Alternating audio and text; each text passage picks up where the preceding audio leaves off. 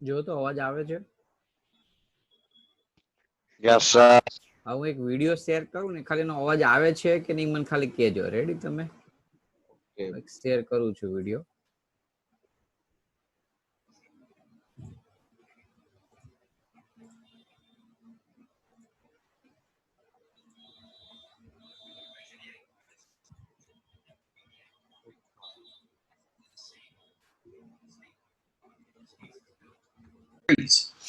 આવ્યો અવાજ? ચેક કરો તો હવે.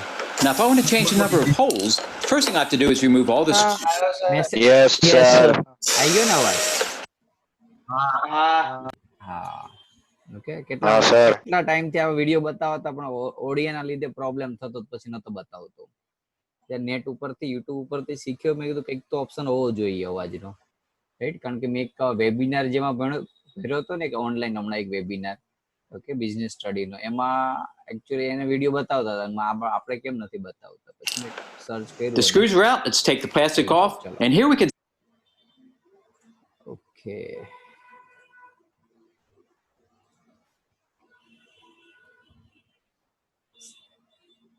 સ્લાઇડ આવી ગઈ, ચેક કરી લો હવે.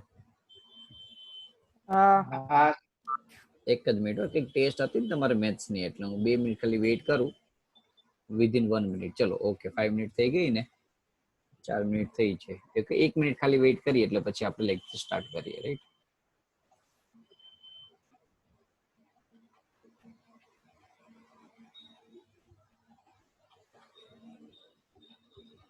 सो आज का lecture, okay, interesting and important concept. आज हम लेक्चर सीखने वाले हैं, लेक्चर्स के अंदर सीखने वाले हैं। मिल बेटा वीडियो बंद कर दे बेटा, जिससे नेट कम यूज हो हमारा।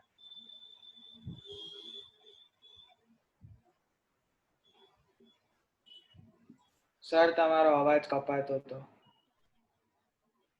એટલે જ કહું છું, અવાજ કપાય છે. વિડીયો ખાલી બધા બંધ કરી દો, કદાચ કોઈનો ચાલુ હોય ને. વિડીયો ચાલુ હશે ને તો કદાચ નેટ નો બંધ જ છે. ઓકે, બંધ છે ને? ઓકે, હવે જુઓ તો ચેક કરી લો તો પ્રોપર આવ્યો અવાજ? હા ઓકે, સર અત્યારે આવે, પછી જોઈએ. એવું લાગે તો મને ખાલી ઇન્ફોર્મ કરજો, રાઈટ? કદાચ નેટ નો સ્લો હશે એટલા માટે પ્રોબ્લેમ થતો હશે. ચલો સ્ટાર્ટ કરીએ લેક્ચર્સ. તો ક્લિયર અવાજ આવતો હોય તો ઓકે. લાસ્ટ લેક્ચર્સ ની અંદર જે સમ શીખવાડેલા હતા, ઓકે, એ બધાએ સોલ્વ કરી નાખ્યા હતા? આ સમ સોલ્વ કર્યો તો બધાએ સોલ્વ કરેલા હતા સમ? ઓકે, હવે હું તમને જે આ જે ચેપ્ટર્સ છે ને, એમાં એક નાનકડી ભૂલ થયેલી હતી અમારથી. ઓકે, લાસ્ટ હમણાં જેડબલ્યુ ના પેલા સ્ટુડન્ટ્સોના લેક્ચર્સ એક લેવા માટે એમસીક્યુ સોલ્વ કરતો હતો હું, રાઈટ? એક છોકરાને ડાઉટ હતો એટલા માટે. તો આ જ સેમ, આ ટાઈપનો સેમ ક્વેશ્ચન એમાં આન્સર ના આવ્યો, રાઈટ? ઓકે, પછી એક કેમ આન્સર ના આવ્યો જોયું તો એક વસ્તુ જે કોન્સેપ્ટની અંદર રોંગ જઈ રહી હતી એ આપણે ક્લિયર કરી દઈએ. ઓકે, રેર ઓફ રેર કેસમાં આવું થતું હોય ઘણી વાર કે આપણે જે વિચારેલું એનાથી આન્સર મેચ ના થાય. એટલે હું કોન્સેપ્ટ ખાલી સમજાવી દઉં છું, પછી હું તમને ચેન્જ કરીને, ઓકે, એમ ફરીથી જે પીડીએફ છે ને, એમાં જે એ પેજની અંદર જે સમ ની અંદર જે 2-3 લાઈન છે ને, એ વ્હાઇટનર કરીને પ્રોપર ચેન્જ કરીને પછી મોકલી દઈશ. ઓકે, આઈ થિંક લગભગ કોઈ સોલ્વ નહીં કર્યું, અધરવાઇઝ માઇન્ડમાં ધ્યાનમાં આવી ગયું હોત. ચલો, કે શું હતો સમ? હવે એક જ મિનિટ. ચલો આપણે આજ લઈ લઈએ અત્યારે ટેમ્પરરી. ઓકે, 1 મિનિટ ખાલી મને આપો, હું જોઈ લો એ પીડીએફ ફાઇલમાંથી ચેક કરી લો શું ભૂલ હતી ને લખેલી છે. આપણે જે ફોર્સની ડાયરેક્શન લેતા હતા, કમ્પેરિઝન્સ કરતા હતા ને, એક્સ અને વાય એક્સિસ નું કમ્પેરિઝન્સ, રાઈટ? ઓકે, લાસ્ટમાં છે આ સમની અંદર છે. ઓકે, એમાં એક સ્ટેપ હતો, કદાચ જેની પાસે પેલું પીડીએફ હોય તો ચેક કરી શકે છે.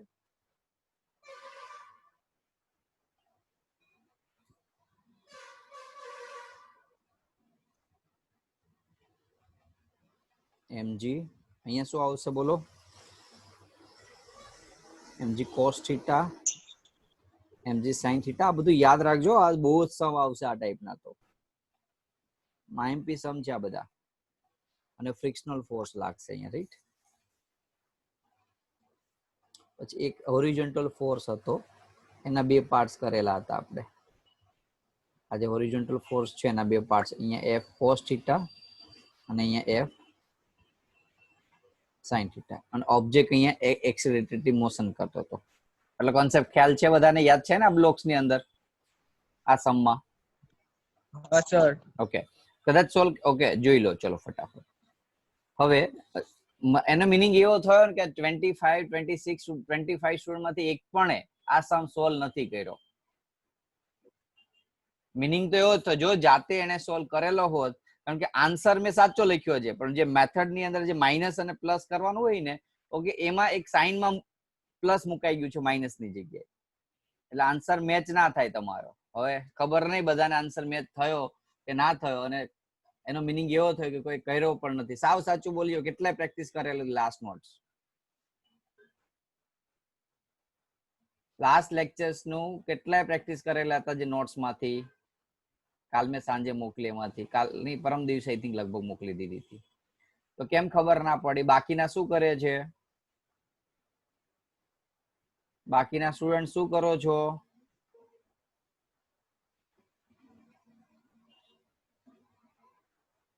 ઓકે, બાકીના એમસીક્યુ કે બીજી બુક સોલ્વ કરવા કરતા બેટર છે કે તમે જે મેં બનાવેલી નોટ્સ છે એના સમ પ્રેક્ટિસ કરો.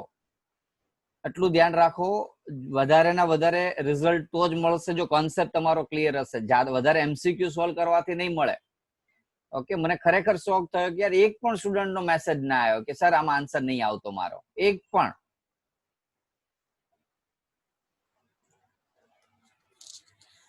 તો એમાં આપણે જે હોરિઝોન્ટલ કમ્પોનેન્ટ અને વર્ટિકલ કમ્પોનેન્ટમાં વર્ટિકલ કમ્પોનેન્ટ એન વાળો જે ફર્સ્ટ સ્ટેપ હતો એમાં કોઈ પ્રોબ્લેમ્સ નહોતો, રાઈટ? બટ સેકન્ડ સ્ટેપમાં આપણે શું કરેલું હતું? એક્સપ્રેશન એ અહીંયા લીધેલું હતું, એક્સપ્રેશન અહીંયા લાગે છે, રાઈટ? ઓબ્જેક્ટ. તો રિઝલ્ટન્ટ શું લાગશે? ફોર રિઝલ્ટન્ટ ફોર્સ નો ફોર્મ્યુલા લગાવીએ ને જ્યારે, રિઝલ્ટન્ટ ફોર્સ એટલે એકચ્યુઅલી ઓબ્જેક્ટ એ એક્સપ્રેશન થી ઓબ્જેક્ટ મૂવ થતો હોય તો એનો ફોર્સ કેટલો હોય? m into a is equals two. હવે ઓબ્જેક્ટ ક્યાં જઈ રહ્યો છે? બોલો ચલો. ઓબ્જેક્ટ કઈ જગ્યાએ? ઉપર જઈ રહ્યો છે. ઉપર જઈ રહ્યો છે એની મિનિંગ કે આ સાઈડના જેટલા ફોર્સ હશે ઉપરના ફોર્સ, કયા કયા ફોર્સ છે? બોલો ચલો ફટાફટ જલ્દી.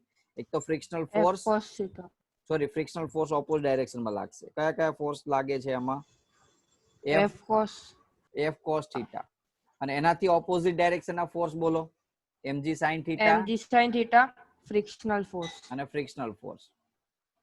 ફ્રિક્શનલ ફોર્સ નો ફોર્મ્યુલામાં fk ઇઝ ઇક્વલ્સ ટુ શું મૂક્યું તો આપણે fk, સોરી એ તો ફાઇન કરવાનો હતો આઈ થિંક, ને એક્સપ્રેશન આપેલું છે. તો અહીંયા તમારે જે fk ની વેલ્યુ છે ને એ હવે આ રીતે સોલ્વ કરશો ને ત્યારે આન્સર મળશે તમારો. ખાસ ધ્યાન રાખજો. ઓકે, સ્ટેટમેન્ટ ની અંદર તમારે શું કરવાનું છે? ઓબ્જેક્ટ એ એક્સપ્રેશન થી મૂવ કરી રહ્યો છે. આપણે અહીંયા શું કરેલું હતું? આ એ ને આ સાઈડ રાખ્યું હતું ને fk ને આ સાઈડ રાખ્યું હતું. ખ્યાલ આવ્યો? યાદ આવ્યું? ડાયરેક્ટ કમ્પેરિઝન નહીં કરી દેવાનું કે સામે બે અને સામે બે, એ રીતે નહીં કમ્પેર કરવાનું. કમ્પેરિઝન કઈ રીતે કરો? તો ઓબ્જેક્ટ છે એ કઈ રીતે રિઝલ્ટન્ટ ફોર્સ 0 હોય તો કમ્પેર થાય. ધ્યાન રાખો, ઓબ્જેક્ટ અહીંયા ઇક્વિલિબ્રિયમ કન્ડિશનમાં નહોતો, નેટ ફોર્સ 0 નહોતા. Keep in mind. અહીંયા ઓબ્જેક્ટ એ એક્સેલરેટ થી મોશન્સ કરી રહ્યો હતો. અત્યાર સુધીના બધા સમમાં આન્સર કેમ મેચ થતા હતા? જસ્ટ બીકોઝ ઇક્વિલિબ્રિયમ કન્ડિશન હતી. અને એક વસ્તુ ધ્યાન રાખો, આપણે જે હોરિઝોન્ટલ પેરેલલ ના આપણે કમ્પેરિઝન્સ કરીએ છીએ એ ઇક્વિલિબ્રિયમ માટે કમ્પેરિઝન્સ થતું હતું. ઓબ્જેક્ટ જો મોશનમાં થતો હોય તો કમ્પેરિઝન્સ ના થાય. ઓબ્જેક્ટ જો મોશનમાં જતો હોય તો શું થાય? રિઝલ્ટન્ટ ફોર્સ મળે. અને રિઝલ્ટન્ટ ફોર્સ કઈ રીતે મળશે? તો જે વધારે ફોર્સ હશે એમાંથી જે નાના ફોર્સ છે એના ઓપોઝિટ ડાયરેક્શન વાળા બંને માઇનસ કરી નાખશે, રિઝલ્ટન્ટ ફોર્સ મળશે. એનો મીનિંગ શું? ઓબ્જેક્ટ છે 1 મિનિટ 20 ન્યૂટન ફોર્સ થી આપણે અહીંયા ફોર્સ લગાવ્યો, એના ઓપોઝિટમાં 10 ન્યૂટન અને 2 ન્યૂટન ફોર્સ લાગે છે. ઓબ્જેક્ટ એકચ્યુઅલી છે એ સમજી લો કે ભાઈ 10 ન્યૂટન છે એટલે 8 ન્યૂટન એટલે સમજી લો કે માસ 0.1 થયો. જે પણ હોય સમજી લો કે ઓબ્જેક્ટ છે એ 8 ન્યૂટન ફોર્સ થી આ સાઈડ મૂવ થાય છે. તો આ 8 ન્યૂટન કઈ રીતે નીકળશે? રિઝલ્ટન્ટ ફોર્સ m ઇન્ટુ એ કઈ રીતે નીકળશે? તો જે મોટો ફોર્સ છે f cos થીટા એમાંથી જે નાના ફોર્સ ઓપોઝિટ ડાયરેક્શન ના છે એ માઇનસ કરી નાખશું, એનો સમ માઇનસ કરી નાખશું. ખ્યાલ આવ્યો? હવે તો જ્યારે ઓબ્જેક્ટ ઇક્વિલિબ્રિયમ કન્ડિશનમાં ના હોય ત્યારે આ રીતે સમ સોલ્વ કરવાનો થશે. ખાસ ધ્યાન રાખજો, કારણ કે આ સમ મેં લીધો તો આ ટોપિક નો, ઓકે, પણ બીજી બુક્સમાં હતો એટલે ઇક્વિલિબ્રિયમ કન્ડિશન નથી. અહીંયા ઓબ્જેક્ટ મોશન કરી રહ્યો હતો એટલા માટે આ રીતના જ ઇક્વેશન બનશે. હા બોલો, શું હતું ડાઉટ? સર તમે હમણાં જે ફિગરમાં એ ડ્રો કર્યો તો એનું ખાલી 1 મિનિટ પાછું કોને? એ આ રીતના, એક મિનિટ, ઓબ્જેક્ટ એ પણ અહીંયા શું થાય છે, ઇક્વિલિબ્રિયમ કન્ડિશન નથી બેટા, અધરવાઇઝ આપણે શું કરી શકીએ, સામે કમ્પેરિઝન થઈ શકે, ભાઈ આ સાઈડના એ સોરી આ સાઈડ ઓબ્જેક્ટ એ એક્સેલેરેશન થી મૂવ થાય છે, એ એક્સેલેરેશન થી એનો force F is equals two ma plus F cos theta, અને આ સાઈડના ફોર્સ કયા કયા છે, તો mg sin થીટા અને એક ફ્રિક્શનલ ફોર્સ Fk. આ રીતે થાય, પણ ક્યારે, જ્યારે ઓબ્જેક્ટ સ્ટેડી હોય તો. અહીંયા ધ્યાન રાખો, ઓબ્જેક્ટ સ્ટેડી નહોતો, અહીંયા શું કરી રહ્યો હતો, ઓબ્જેક્ટ મૂવ કરી રહ્યો હતો, અને ઓબ્જેક્ટ જ્યારે મૂવ કરી રહ્યો ત્યારે કમ્પેરિઝન ના થાય, ત્યારે રિઝલ્ટન્ટ ફોર્સ નીકળે. કોન્સેપ્ટ ક્લિયર છે બધાને? સર હા બોલો. એટલે આમાં જે એ છે એ આ મોશન નો અપોઝ કરે છે ને? એ અમને તમે શીખશો, સ્યુડો ફોર્સ કહેવાશે, આજનો ટોપિક જ એ છે. પણ સમ અહીંયા મેં નેક્સ્ટ ટોપિક નો લઈ લીધેલો હતો, પણ મારાથી એ સોરી એ તમને એ લોજિક ખબર પડે કે નેક્સ્ટ ટાઈમ કે જ્યારે ઓબ્જેક્ટ મોશનમાં કરતો હોય તો આ રીતના સમ લાગુ ઇક્વેશન બનશે, ડાયરેક્ટ કમ્પેરિઝન નહીં થાય. ઓકે, હા. આ જે 3-4 ફોર્સ છે ને, આ 3-4 ફોર્સ સમજી લો. આની ઉપર કયા કયા ફોર્સ લાગે, તો F cos થીટા લાગ્યો, આ સાઈડ નો ફોર્સ mg sin થીટા, બીજો ફ્રિક્શનલ ફોર્સ Fk. આ બધા ફોર્સ નું રિઝલ્ટન્ટ ફોર્સ આપણને શું મળ્યું, resultant force sorry F net m into a. ખ્યાલ આવી ગયો? આ જે બધા ફોર્સ છે એનું resultant force m into a મળ્યું. એટલા માટે ઓબ્જેક્ટ એ એક્સેલરેશન થી મૂવ કરવા લાગ્યો, અને એ એક્સેલરેશન થી મૂવ કરવા લાગે છે ઓબ્જેક્ટ, તો એનું રિઝલ્ટન્ટ ફોર્સ કઈ રીતે ફાઇન્ડ કરશું, તો આ ઓબ્જેક્ટ આ રીતે જઈ રહ્યો છે, સમજી લો, કોન્સેપ્ટ લગાવો યાર. ઓબ્જેક્ટ એ એક્સેલરેશન થી પેલી આ રીતે જઈ રહ્યો છે, એનો મીનિંગ આ ફોર્સ વધારે હશે, F cos થીટા. એમાંથી એનો ઓપોઝ કરવા વાળા કોણ છે, આ બંને ફોર્સ, તે માઇનસ કરી નાખશું, એટલે આપણને રિઝલ્ટન્ટ બચ્યું એ ફોર્સ મળશે, અને બચ્યા ફોર્સ થી શું થશે, ઓબ્જેક્ટ મોશનમાં આવી જશે. જેમ કે ઓબ્જેક્ટ ઉપર અહીંયા 10 ન્યૂટન ફોર્સ લગાવતો, તો આ સાઈડ 5 ન્યૂટન લાગે છે, અને એક બીજો 2 ન્યૂટન ફોર્સ લાગે છે. ઓબ્જેક્ટ મોશન કેટલા ન્યૂટન થી કરશે, બોલો ચલો. ઓબ્જેક્ટ કઈ ડાયરેક્શનમાં અને કેટલા ફોર્સ થી ઓબ્જેક્ટ મોશન, 3 ઉપરની સાઈડ, કેટલા ન્યૂટન ફોર્સ થી, 3 ન્યૂટન થી. હવે ખબર પડી ગઈ કોન્સેપ્ટ? એ જે 3 ન્યૂટન છે ને એ m into a, એ કઈ રીતે આવ્યો, ઇઝ ઇક્વલ્સ ટુ, તો મોટો ફોર્સ હતો 10 ન્યૂટન, એમાંથી ઓપોઝિટ ડાયરેક્શન નાના ફોર્સ માઇનસ કરી નાખ્યા. બોલો ક્લિયર? હવે 3 ન્યૂટન કઈ રીતે આવ્યો, 10 ન્યૂટન માંથી મેં 5 અને 2 માઇનસ કરી નાખ્યા. હવે એકદમ ક્લિયર આઈ થિંક કોન્સેપ્ટ થઈ ગયો હશે. Okay sure? चलो तो आज का लेक्चर स्टार्ट करता हूँ मैं. दिस इज सर पाछले वाली स्लाइड फॉलो तो करो. हाँ बोल सर स्लाइड करो ने पहले पाछे आज करी ने.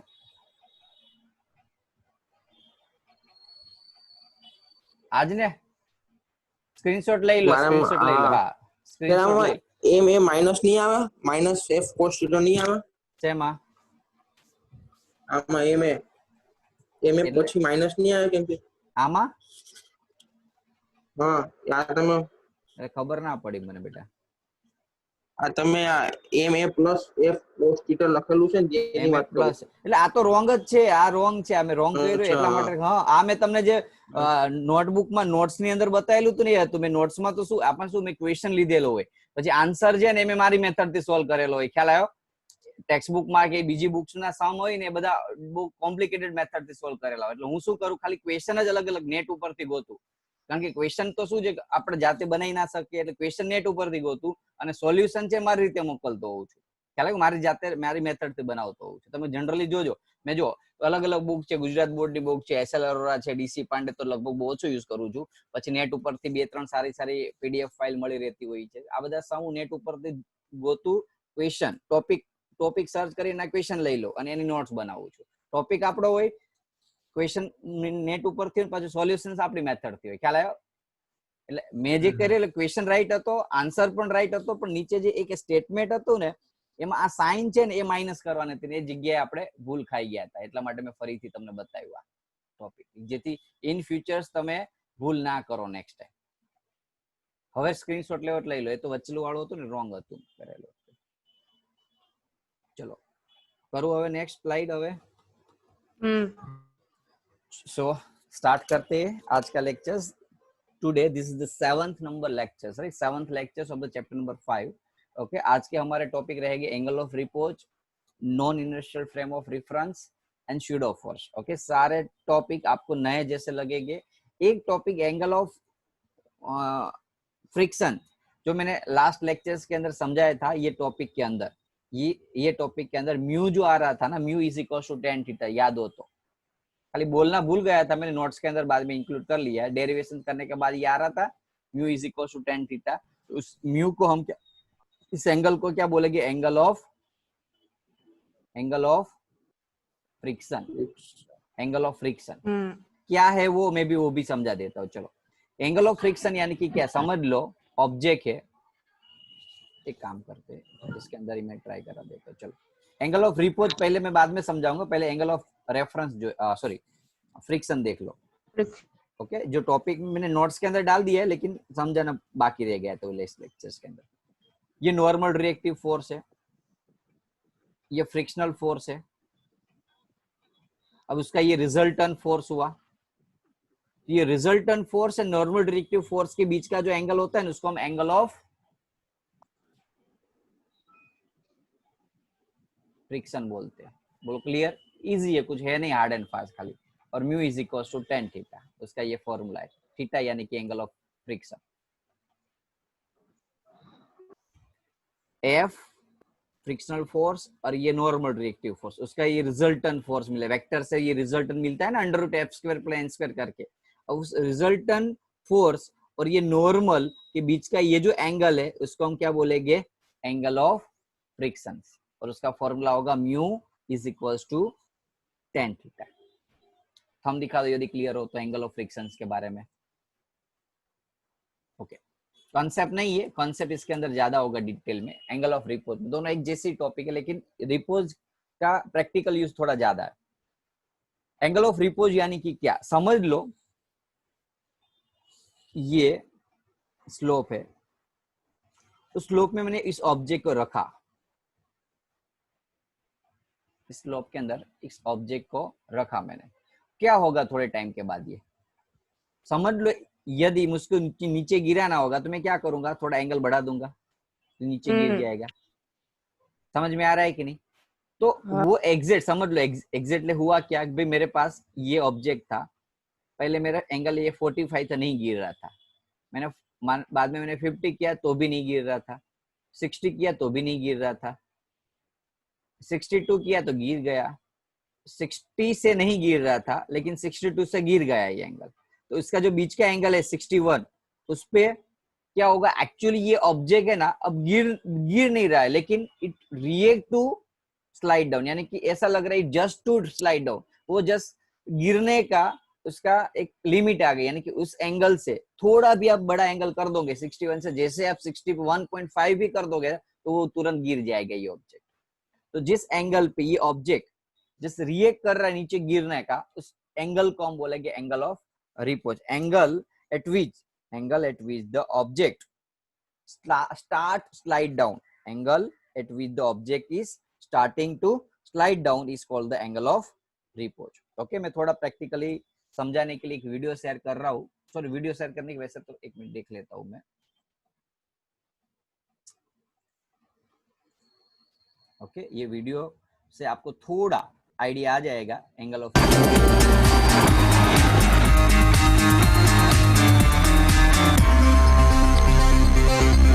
Hello, I'm Bruce Shaney, and today I'm going to take a look at the angle of repose. आवाज आ रही है ना इसकी वीडियो की?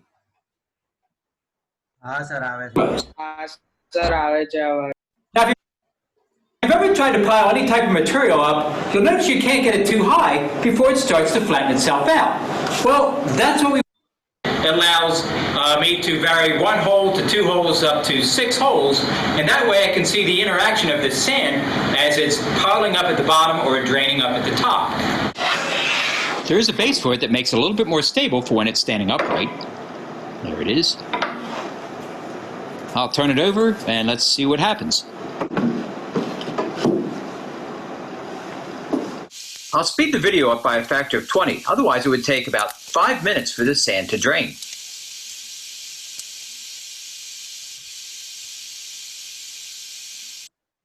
अब क्या हुआ यहाँ, यदि ये जितने यहाँ ऑब्जेक्ट समझ लो, ये सैंड है ना, उस पार्टिकल की जगह यदि आप समझ लो कि ऑब्जेक्ट होता तो क्या होता, वो ऑब्जेक्ट गिर जाता।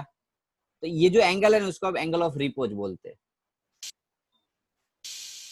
Now, the part I find interesting, I like to call this stick and slide. The sand clumps together because of friction until it becomes too steep, and then it will slide towards the bottom. In a way, it's like a tiny avalanche. Now, this behavior acts both on the pile or cone and also on the dip part where the sand is leaving.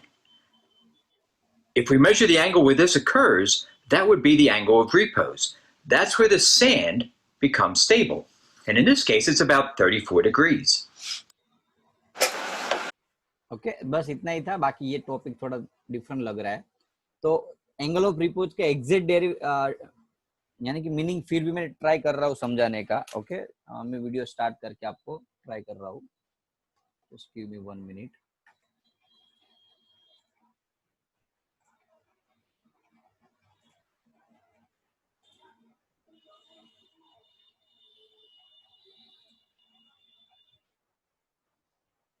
Okay check करो तो video ચાલુ થયો મારો, કારણ કે મને idea નથી। હા સર ઓકે હવે સમજી લો કે ઓબ્જેક્ટ થોડો મોટો થઈ જાય છે। ઓકે ચલો આ વાગશે, 1 મિનિટ હું કંઈક સારું એવું કંઈક વસ્તુ લઈ લઉં। ચલો ટ્રાય। ઓકે હવે શું થયું, કમ્પેર કરો આ વસ્તુને। ઓબ્જેક્ટ અહીંયા હતો, પડે છે, જોઈ લો। ओके एंगल વધાર્યો, કમ્પેર કરો આની સાથે। ઓકે સમજી લો કે આ સ્લોપ છે, આ સ્લોપ છે।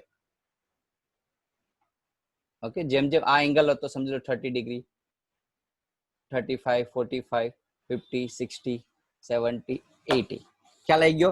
હવે એક્ઝેક્ટ જે એંગલે ઓબ્જેક્ટ નીચે પડ્યો ને, એ એંગલ ને આપણે શું કહીશું, એંગલ ઓફ रिपोज। બોલો concept clear? Concept clear? It is the minimum angle. Okay देखो ऐसा जरूरी नहीं कि ये एंगल, यदि एंगल ऑफ रिपोज समझ लो, एंगल ऑफ रिपोज 45 है तो वो 50 से भी नीचे ही गिरेगा, 55 से भी नीचे गिरेगा, 48 से भी नीचे गिरेगा, 50 से भी नीचे गिरेगा ऑब्जेक्ट, लेकिन 44 से नहीं गिरेगा, समझ लो। तो इसका मीनिंग क्या हुआ, ये एग्जैक्ट शार्प वैल्यू है, जो मिनिमम वैल्यू है एंगल की, जिस एंगल पे ऑब्जेक्ट जो है वो जनरली क्या हो रहा है, नीचे स्लाइड डाउन होने का स्टार्ट कर रहा है। It's begin to slide down, start कर रहा नीचे स्लाइड डाउन का, इस एंगल को हम बोलेंगे angle of repose. Okay definition उसकी लिखनी होती है एंगल ऑफ रिपोज की। It is the minimum angle, sorry minimum value of angle, minimum angle at विच, मैं शॉर्ट एंड स्वीट लैंग्वेज के अंदर बता रहा हूँ आपको, minimum angle at which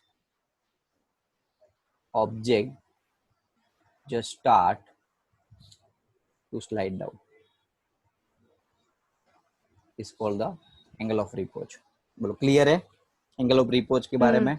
okay थोड़ा हम फ्री बॉडी डायग्राम से समझने का ट्राई कर रहे हैं, डेरिवेशन निकालते हैं, एंगल ऑफ रिपोज का फॉर्मूला निकालते हैं। कैसे करोगे, समझ लो ये ऑब्जेक्ट है जिसका मास m है, तो उसका ये फ्री बॉडी डायग्राम होगा। फटाफट से मैं समझा दूंगा, यदि ये समझ में नहीं आया तो आपकी गलती है, समझ लो। ओके बहुत बार मैंने ये चीज समझा दी है।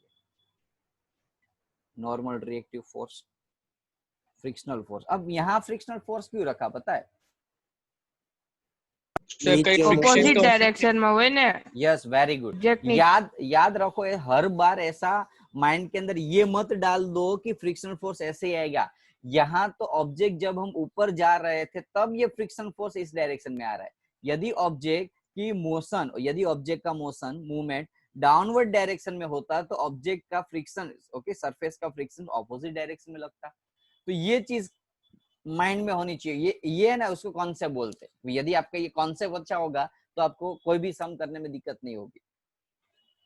Friction always act on the opposite directions of the motion, keep in mind. Okay बहुत बार ये यूज होने वाला है। चलो अब ये फ्रिक्शन ऑपोजिट डायरेक्शन में लग रहा है तो कंपेयर कर सकते हैं हम, कंपैरिजन करो। चलो फ्रिक्शनल को कंपेयर करो, एफ मैक्सिमम भी बोल सकते हैं या एफ के मिनिमम भी बोल सकते हैं। समझ में आ रहा है? एफ एस मैक्सिमम या F K minimum. F S maximum is equals to क्या होगा बोलो? अभी समझ लो कि object just start to move नहीं हुआ है, तो उसी हिसाब से ये मैक्सिमम स्टैटिक फ्रिक्शन लगेगा mg sin थीटा। ऊपर normal reactive force mu S N is equal to क्या लगेगा mg cos थीटा, सॉरी हमने कंपेयर किया fs की value, right, mg sin theta. अब n को कंपेयर करोगे, नॉर्मल रिएक्टिव फोर्स क्या होगा mg cos theta cos theta. Okay, अब n fs is equal to क्या होगा, fs is equal to, okay, एक fs is equal to mu n is equal to mg sin theta, नीचे n। अब नीचे वाले ये दोनों इक्वेशंस को हम क्या करेंगे, रेशियो ले लेते, mg कट n कट, तो mu is equal to tan theta. बोलो क्लियर है, म्यू इज इक्वल टू क्या होगा tan थीटा। ये जो म्यू है यानी कि ये एंगल, इसको हम एंगल ऑफ रिपोज बोलते हैं, और ये mu I angle of repose का ये फॉर्मूला है। यानी कि एंगल ऑफ रिपोज याद हो तो ये भी ऐसा ही था, फ्रिक्शनल फोर्स वाला एंगल ऑफ फ्रिक्शन। यानी कि ये दोनों क्या है, ऑलमोस्ट इक्वल है, ये दोनों क्या है, इक्वल है। बोलो इतना कॉन्सेप्ट क्लियर हुआ कि नहीं, हाँ कि ना? एंगल ऑफ रिपोज के बारे में पता चल गया। It's a minimum angle at with the object just start to slide down. Okay, free body diagram बनाया, कंपैरिजंस किया, रेशियो लिया, तो आपको फॉर्मूला मिल गया mu is equal to tan theta. Okay, अब तीन चीज हो सकती है। यदि हमारा जी ये जो ऑब्जेक्ट दिया हुआ है, यानी कि जो एंगल दिया हुआ है स्लोप का, वो गिवन एंगल ऑफ रिपोज से छोटा होगा, एग्जैक्टली इक्वल टू होगा, एग्जैक्टली या फिर नियर अबाउट इक्वल टू होगा, या बड़ा होगा। बोलो तीनों केस मेरे आपके सामने है, कौन से केस में ऑब्जेक्ट मोशन करेगा, कौन से केस में नहीं करेगा, कौन से केस में ऑब्जेक्ट मोशन करेगा? लास्ट में मोशन करશે ને વચ્ચેનામાં જસ્ટ ચાલુ જ થશે। इसके अंदर just start to move, just start to move, बस वो चालू होने में तैयारी है उसकी। ओके, और इसके अंदर नो मोशन, कोई भी मोशन होगा नहीं। बोलो क्लियर है। अब यदि ऑब्जेक्ट मोशन नहीं हो रहा है, यानी कि ऑब्जेक्ट स्टेडी है, तो कौन सा फ्रिक्शन लगेगा यहाँ? FS, static friction. ओके, वो कितना होगा, कोई बता सकता है? स्टैटिक फ्रिक्शन कितना होगा? Applied force. यस, यदि आप जितना फोर्स लगा रहे हो, ये ऑब्जेक्ट यदि स्टेडी है तो ये फोर्स उसका स्टैटिक फ्रिक्शन है, तो जितना फोर्स उसके ऊपर लग रहा है अप्लाइड फोर्स, उतने जितना वो स्टैटिक फ्रिक्शन हो। यदि उसके ऊपर अप्लाइड फोर्स नहीं है तो 0, और यदि है तो अप्लाइड फोर्स जितना, समझ लो आपने 10 न्यूटन लगाया तो ये 10 हो जाएगा, 20 है तो 20 हो जाएगा। समझ लो एफ मैक्सिमम की वैल्यू 25 है तो 25 तक वो एडजस्ट करेगा। जैसे आपका फोर्स ग्रेटर देन 25 होगा, यानी कि 26, 27 होगा, तो ऑब्जेक्ट स्टार्ट हो जाएगा आपके फोर्स के डायरेक्शन में मूव करना। बोलो कॉन्सेप्ट क्लियर है कि नहीं, हाँ कि ना? अब यहाँ कौन सा फोर्स लगेगा? F maximum. कौन सा फोर्स लगेगा? F maximum. इसका फॉर्मूला फिक्स है, एफ एस मैक्सिमम का एफ म्यू एस एन, और एन इज इक्वल टू हम जनरली एम जी लगाते थे, लेकिन अब लगाएंगे नहीं, नॉर्मल डायरेक्टिव रखेंगे। अब यहाँ ऑब्जेक्ट कौन सा मोशन करना स्टार्ट हो जाएगा मोशन में, यानी कि कौन सा फ्रिक्शन लगेगा? काइनेटिक फ्रिक्शन, और काइनेटिक फ्रिक्शन का फॉर्मूला होगा म्यू कैन। काफी बार आप सोच रहे होगे सर फॉर्मूला तो एक ही है दोनों का, लेकिन ये वैल्यू काफी बार कंफ्यूज करने के लिए 2 दे देते हैं, और फॉर्मूला को एक लगता है, तो आपको कौन सी म्यू एस लेना है कि म्यू के लेना है, इससे पता चलेगा। ओके, बोलो कॉन्सेप्ट क्लियर इसका? तो न्यूमेरिकल ले ले, और बहुत इजी न्यूमेरिकल है। स्लोप दिया हुआ है, स्लोप का एंगल 30 डिग्री है, ऑब्जेक्ट है जिसका मास 10 किलोग्राम है, तो आपको पता है कि 10 किलोग्राम है तो mg cos थीटा, और यहाँ mg sin थीटा। एक चीज ध्यान में डाल दो, एनसीईआरटी से ये सारे टॉपिक नहीं है, एनसीईआरटी में ये सारे टॉपिक नहीं है, एंगल ऑफ रिपोज कहीं नहीं मिलेगा आपको। ओके, तो ऐसे काफी सारे टॉपिक जो मैं आपको एक्स्ट्रा समझा रहा हूँ, ओके, जी नीट के लिए, तो फोकस रखना। यदि किसी का प्लानिंग बीएससी का ही है तो मुझे बता देना, तो मैं आपको बोलूँ वो टॉपिक आप मत करना बाद में। ओके। यदि आपका गोल खाली बीएससी का है, यानी किस टाइप की गुजकेट नीट जेडब्ल्यू की एग्जाम नहीं देनी है, तो बोलता देना, तो सारी नोट्स प्रिपेयर करने की जरूरत नहीं है आपको। ओके, आपको मैं बता दूंगा, મારે એવું જ कैंसिल कर देना। મારે એવું જ કોને એવું છે? JEE નથી આપવાની ઉદિત ગુજકેટ તો દઈશ ને તું બેટા? ના સર મારે પપ્પા કહે છે કેનેડા જવાનું એટલે મારે ત્યાં એકેય એક્ઝામની જરૂર નથી અહીંયાની ઓકે, તો ખાલી કઈ વાંધો 12th નું બોર્ડ કશો અત્યારે સમજી લો, જ્યારે એક્ઝામ જ્યારે દેવાનું થાય ત્યારે મને તું મળજે એના મહિના પહેલા, રાઈટ? હું તને કહી દઈશ કે આ ચેપ્ટર ના આ ટોપિક નહીં કરતા તું, હો ને? અત્યારે તો હા. સમજી લે, ઓકે? નોલેજ વધવાથી હા સમજુ તો છું એન્જિનિયરિંગ માં કામ લાગશે પછી આ બધા ટોપિક। चलो, mg sin theta, mg cos theta, ये नॉर्मल रिएक्टिव फोर्स है n। अब यहाँ एंगल ऑफ रिपोज क्वेश्चंस के अंदर ये सब कुछ दिया हुआ है, ध्यान दो, ये भी दिया हुआ है, angle of repose is 45 degree. और क्वेश्चन में पूछा है कि वेदर बॉडी इज रेस्ट और इन मोशन। રેસ્ટ માં આવશે, એંગલ 30 આપ્યો અને અહીંયા 45 ડિગ્રી ઉપર પડશે। Very good. यहाँ गिवन एंगल यानी कि जो एंगल है थीटा वो रिपोज एंगल से बड़ा है, इसका मीनिंग ये थर्ड केस हुआ, ये वाला थर्ड केस हुआ कि नहीं? अब ये थर्ड केस में ऑब्जेक्ट क्या लगेगा? मोशन करना स्टार्ट हो जाएगा। तो खाली क्वेश्चन में यही पूछा है कि ऑब्जेक्ट मोशन करेगा कि रेस्ट पे रहेगा, तो आंसर क्या आएगा? રેસ્ટ કરેગા। ओके, यदि ऐसा एक्स्ट्रा पूछ सकते हैं आपको कि एफ कितना होगा, तो म्यू एस है, एफ मैक्सिमम। સર એંગલ નાનો નથી, તમે મોટો કર્યો। શું થયું? એંગલ નાનો છે ને, હા તો રાઈટ જ છે ને। થીટા, તમે થીટા અરે ગ્રેટર ઉલટું જ ને ઉલટું ઉલટું ઉલટું લખાઈ ગયું, સોરી સોરી સોરી સોરી, તો અહીંયા એ ભૂલ થઈ હશે ને? હા, એક મિનિટ હો,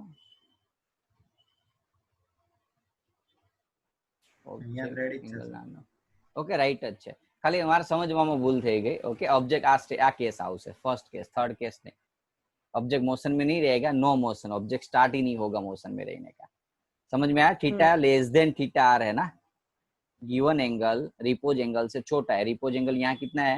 45 है, और गिवन एंगल कितना है? थीटा 30। इसका meaning theta less than theta R, तो ऑब्जेक्ट क्या रहेगा? आंसर सही लिया था, लेकिन खाली आगे स्लाइड के अंदर बोल दिया था मैंने मोशन में। बोलो क्लियर है? चलो एक दूसरा न्यूमेरिकल ले लेता हूँ, ये अच्छा है क्वेश्चन, ध्यान देना थोड़ा फोकस। एंगल ऑफ रिपोज आपको 37 डिग्री दिया हुआ है, गिवन एंगल 45 है,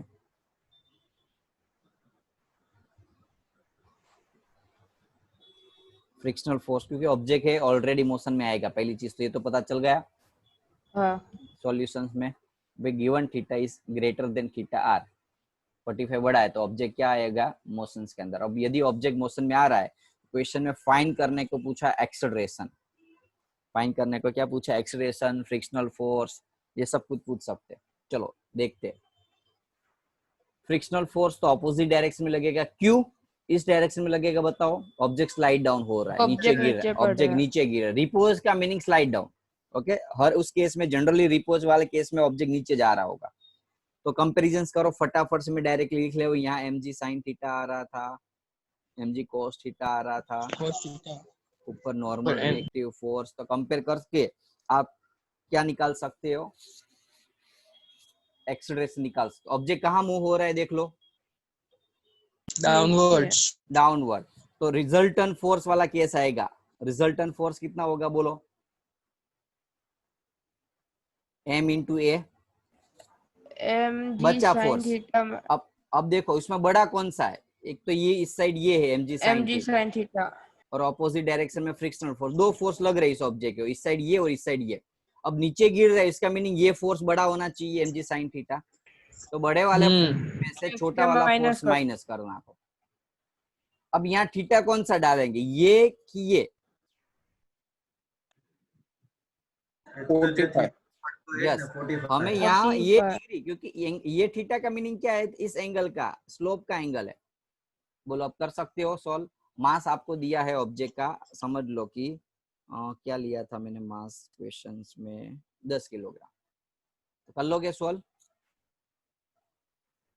करा देता हूँ, म्यू एस की वैल्यू भी दी होगी आपको, म्यू के की, म्यू के की वैल्यू दी है 0.1, ये डेटा दिया हुआ है इतना, और यहाँ से मेरा सॉल्यूशन स्टार्ट होगा।